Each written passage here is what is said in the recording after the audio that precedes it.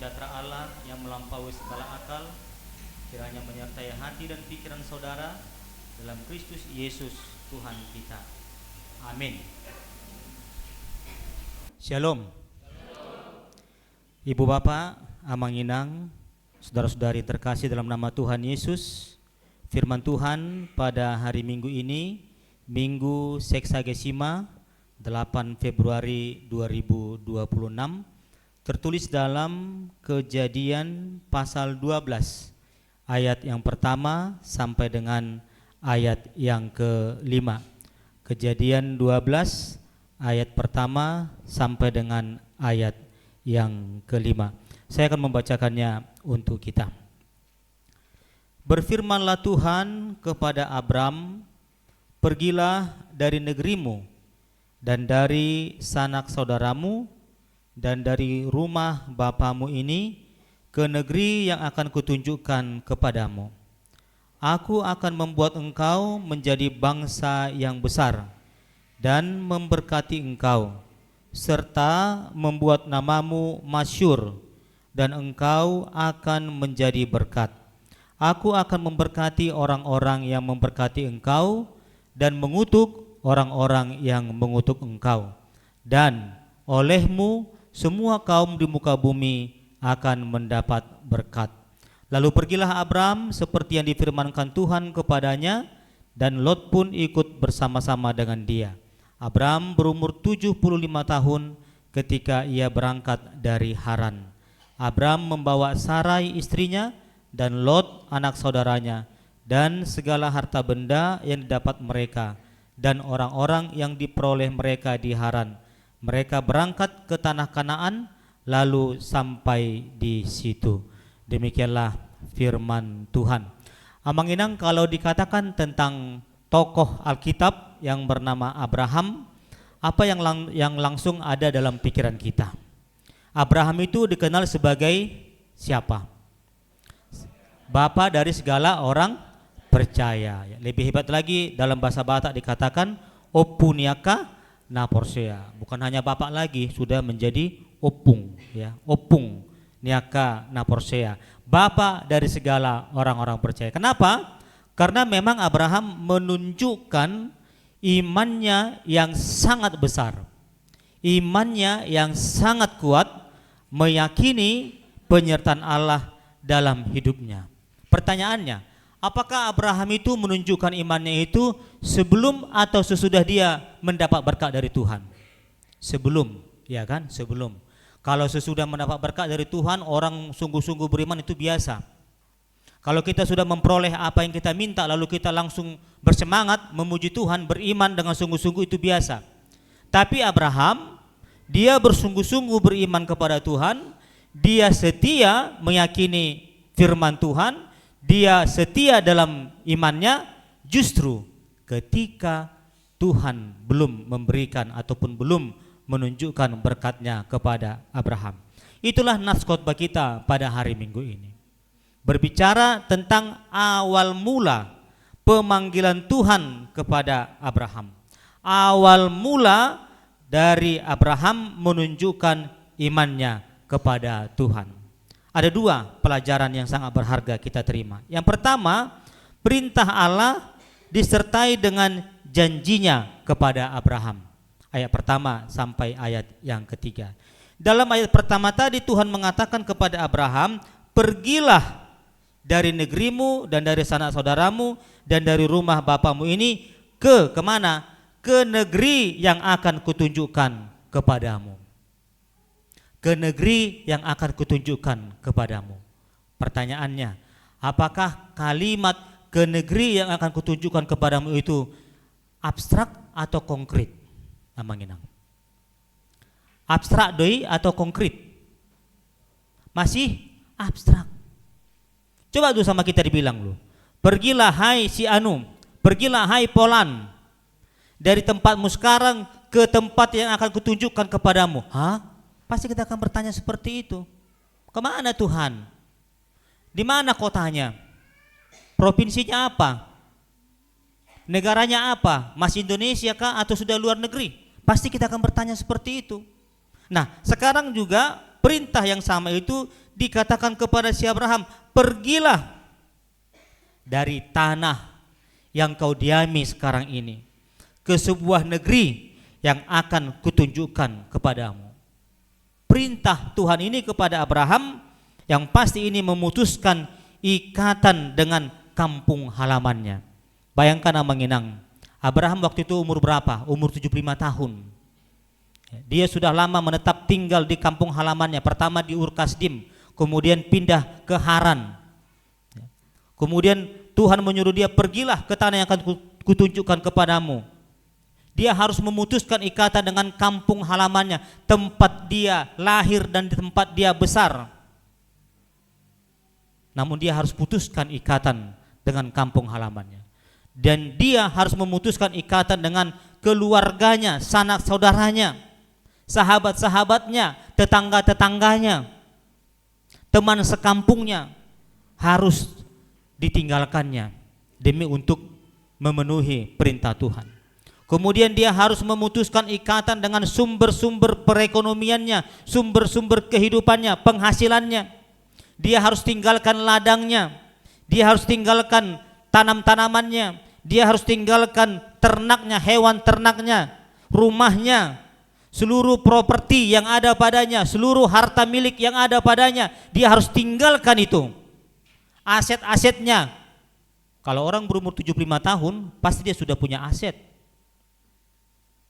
Minimal rumah yang sederhana, ya, ladang sepetak, dia sudah pasti memiliki ternak, keledai, sapi, ya, kambing atau juga unta, dan dia harus tinggalkan itu semuanya, Amang dan Inang, oleh karena memenuhi perintah Allah. Namun perintah Allah itu dia mengandung sebuah janji. Perintah Allah itu disertai dengan janji-janji kepada Abraham. Dalam bahasa Batak dikatakan baga-baga, janji-janji. Walaupun memang tidak ada kepastian tentang tempat yang mau dituju. Ada 3 janji Tuhan yang disampaikan kepada Abraham. Yang pertama adalah Tuhan akan memberikan tanah yang dijanjikan. Tanah yang dijanjikan, negeri yang dijanjikan. Walaupun seperti kita katakan tadi, tidak tahu itu di mana. Tidak tahu apa nama negaranya, apa nama tempat itu, bagaimana cara ke sana, naik apa. Bukan seperti sekarang. Sekarang kan sudah kita tinggal memilih. Sekarang kita tinggal memilih mana mau kita naiki. Pesawat terbangkah dari Jakarta ke Medan, bisa naik pesawat terbang, bisa naik kapal laut, bisa jalan darat, naik mobil. Tapi Abraham waktu itu serba terbatas. Yang ada hanyalah unta, ya, kuda atau keledai. Itulah alat transportasi pada saat itu. Sangat-sangat terbatas. Dia nggak tahu berapa panjang nanti perjalanan itu. Apakah cukup 1-2 jam atau bahkan berhari-hari atau bahkan berbulan-bulan. Dia nggak tahu. Dan dia nggak seperti kita sekarang. Kalau kita cari alamat tinggal buka apa? Tinggal buka HP, kemudian tinggal cari memakai apa? Google Maps. Abraham, ya, boro-boro dia punya Google Maps. Peta juga nggak ada dia, ya, kompas juga nggak ada dia, ya. Jadi nggak tahu dia mau kemana. Tapi disitulah dia menunjukkan imannya, imannya yang melampaui keterbatasan yang ada pada dirinya, imannya yang melampaui segala sesuatu ketidakpastian yang akan dihadapinya. Dia berangkat.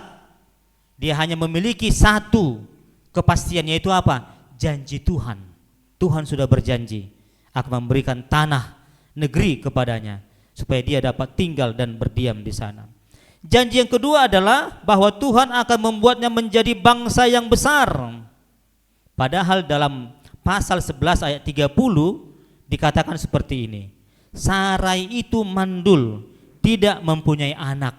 Namun sekarang Tuhan katakan, aku akan membuatmu menjadi bangsa yang besar. Dikatakan kepada Abraham yang berumur 75 tahun dan istrinya beda 10 tahun mereka, istrinya berumur 65 tahun. Masuk akal enggak, Amang Inang? Kalau dikatakan seperti itu, enggak masuk akal, ya kan? Oh, istrinya mandul kok, si Sarah mandul, ya. Tidak memiliki anak. Dengan umur 75 si Abraham, 65 si Sarah. Logika manusia yang mengatakan enggak mungkin lagi, enggak ada harapan lagi. Namun tiba-tiba Tuhan mengatakan, pergilah, aku akan membuatmu menjadi bangsa yang besar. Dari mana? Kan kira-kira seperti itu pertanyaan kalau secara manusia biasa. Namun Abraham tidak mempersoalkan itu, Amang Inang. Dia tidak mempertanyakan itu. Dia enggak mau bertanya, Tuhan bagaimana caranya ya? Janjimu membuat aku menjadi bangsa yang besar. Padahal keadaan kami seperti ini. Istriku mandul, kami tidak memiliki anak. Dari mana jalannya menjadi bangsa yang besar? Namun Abraham menunjukkan imannya yang setia. Janji yang ketiga, Tuhan mengatakan, aku akan memberkati engkau dan engkau akan menjadi berkat. Diberkati untuk menjadi berkat. Di pasu-pasu asa gabe pasu-pasu. Amang Inang, inilah yang menjadi janji Tuhan kepada Abraham. Memberkati dia sehingga dia menjadi berkat. Dari keadaannya seperti yang kita katakan tadi, dia pergi, kita bisa bayangkan kalau dia pergi berapa banyak yang bisa dibawa dia.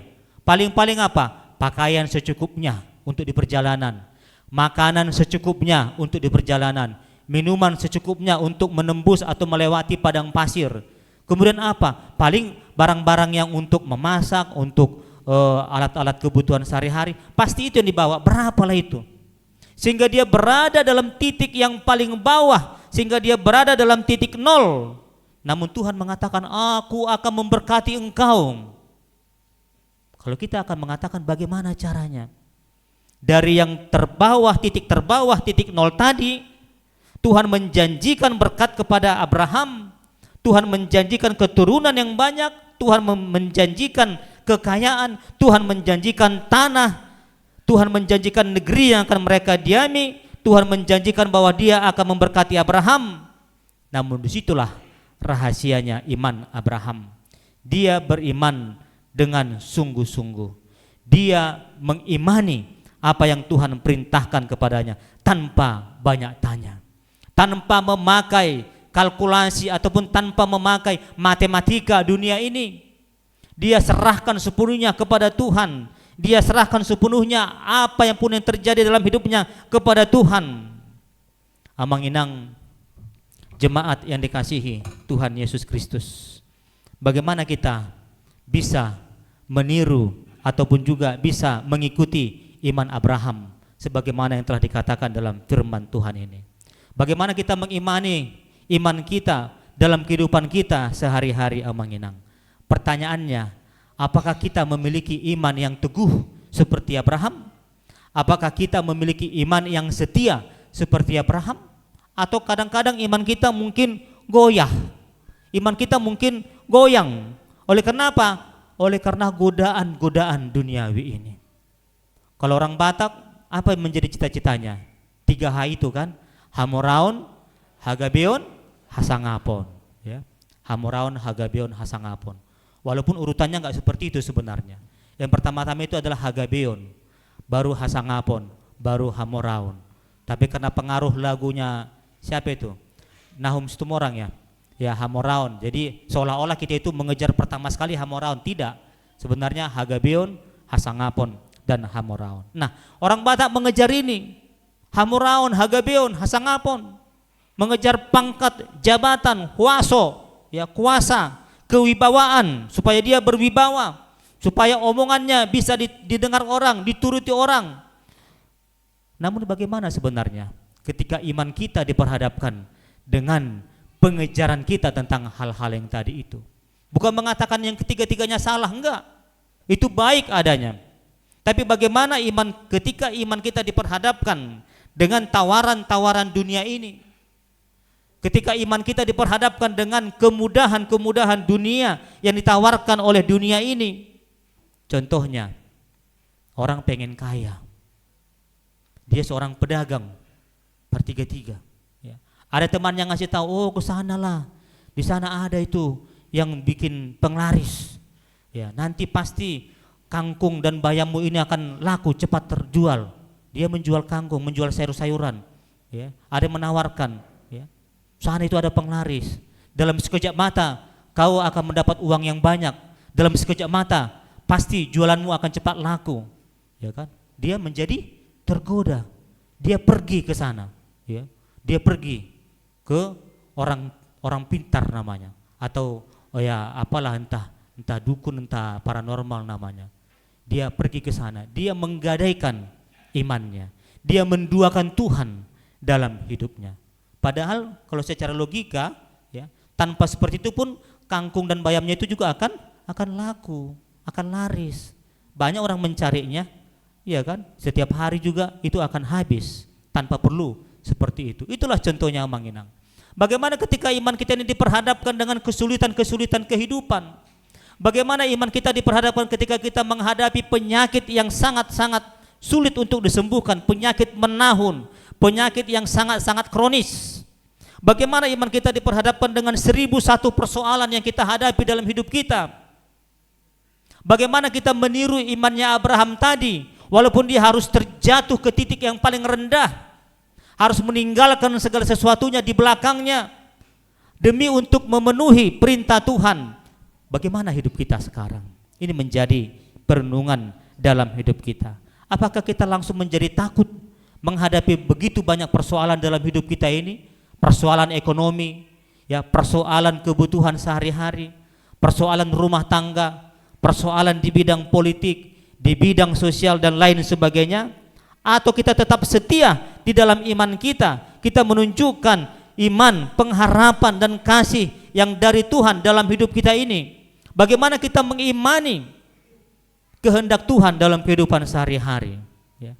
Banyak orang menjadi takut, langsung goyah dia, langsung goyang imannya, langsung ragu-ragu dia, benar enggak ya?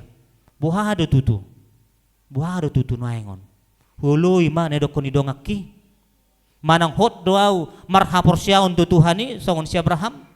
Bagaimana nanti ya anak-anakku, bagaimana nanti ya kehidupan kami, ekonomi kami, bagaimana nanti kami menghadapi kehidupan? Satu yang menjadi pegangan kita, sebagaimana ditunjukkan oleh Abraham, adalah dia tetap beriman walaupun dia tidak tahu apa yang akan terjadi di masa depan. Inilah contoh iman Abraham. Tuhan mengatakan engkau akan kujadikan bangsa yang besar ketika dia berumur 75 tahun. Realisasi dari janji Tuhan itu diterima ketika umur berapa? Umur 100 tahun Amanginang. Berarti dia harus menunggu berapa lama? 25 tahun. Kalau diperhadapkan sama kita, sabar doh hita paimahon 25 tahun Amanginang seperti Abraham. Gudang sabar biamang. Belum tentu au marumur, belum tentu au budu pemangul 25 tahun naik. Betak donang mati yang nonau di si. Iya kan? Abraham menunggu 25 tahun loh. 25 tahun dia menunggu. Salah satu janji Tuhan, tadi kan ada 3. Salah satu janji Tuhan mengenai keturunan. Namun dia menunggu dengan setia. Dia setia. Dia tidak bersungut-sungut. Dia tidak langsung protes, mananya Tuhan janjimu? Mananya Tuhan berkat yang akan kau berikan kepada aku? Dia enggak seperti itu. Dia menjalani imannya step by step, hari demi hari. Dia menjalaninya dengan kesetiaan yang penuh kepada Tuhan. Inilah menjadi perenungan bagi kita. Bagaimana kita beriman, mengimani janji-janji Tuhan, mengimani kuasa Tuhan dalam hidup kita. Secara khusus tadi sudah dilantik 2 panitia ya. Panitia perheheon lingkungan atau WIK dan panitia pembangunan. Bagaimana panitia ini juga menghidupi, bagaimana seluruh jemaat juga menghidupi janji Tuhan, menghidupi iman kita. Kalau kita beriman, apapun akan bisa kita kerjakan dan lakukan. Amin. Iya, dengan iman. Jawabannya adalah dengan iman. Dengan apa kita melakukan setiap pekerjaan kita? Dengan iman. Dengan apa kita mampu melaksanakan setiap tugas-tugas kita? Dengan iman. Dengan apa kita mampu menghadapi segala persoalan dalam kehidupan kita? Dengan iman. Semua dihadapi dengan iman. Dengan iman. Marhite-hite haporsyaun. Dengan iman maka kita mampu menghadapi setiap persoalan. Ada seorang ibu, dia pedagang tahu. Tiap hari dia pergi ke pasar ya dengan menumpang sebuah angkot untuk pergi dari rumahnya ke pasar. Kemudian satu hari Dia tunggu-tunggu angkotnya itu, tapi nggak kunjung datang, lama sekali.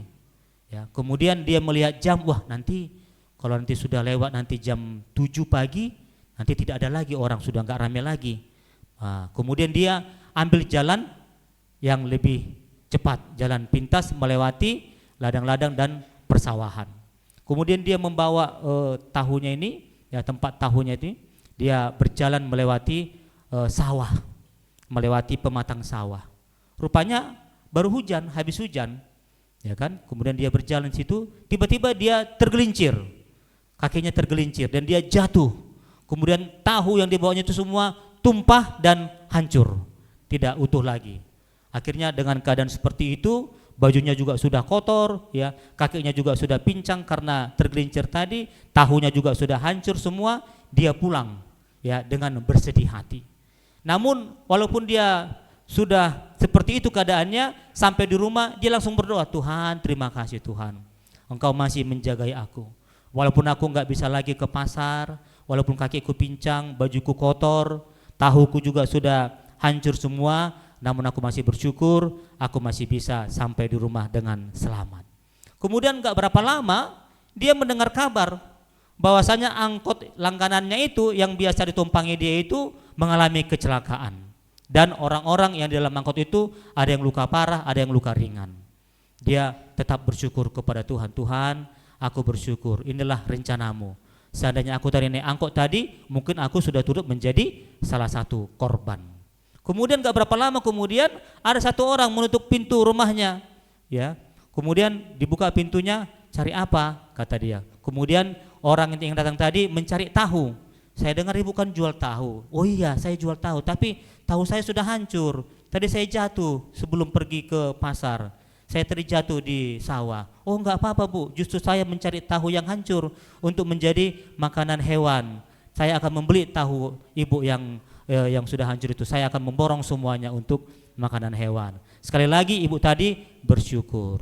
Dia mengimani ini semua adalah rencana Tuhan. Terima kasih Tuhan, ternyata tahuku yang hancur itu juga dicari orang, dibeli orang, aku masih memperoleh penghasilan untuk satu hari ini. Dan ibu itu kembali bersyukur kepada Tuhan. Amanginang, demikianlah kekuatan iman. Kekuatan iman itu mampu melihat apa yang terjadi di balik setiap musibah. Apa yang terjadi di balik setiap keadaan yang sulit. Apa yang terjadi di balik setiap keadaan yang tidak mengenakkan atau menyenangkan bagi kita. Iman mampu melihat apa yang akan terjadi dalam hidup kita itu, menjalaninya dengan penuh pengharapan kepada Tuhan. Iman juga mampu mensyukuri segala apapun yang terjadi dalam hidup kita. Bukan hanya berkat yang harus disyukuri. Kadang-kadang juga di balik setiap musibah, di balik setiap kecelakaan, di balik setiap persoalan, Tuhan menyimpan, menyediakan berkat-berkat yang melimpah dalam kehidupan kita. Tugas kita hanya satu, apa itu? Yaitu mengimani dengan sungguh-sungguh, sebagaimana Abraham mengimani kehendak Tuhan, perintah Tuhan dalam hidupnya.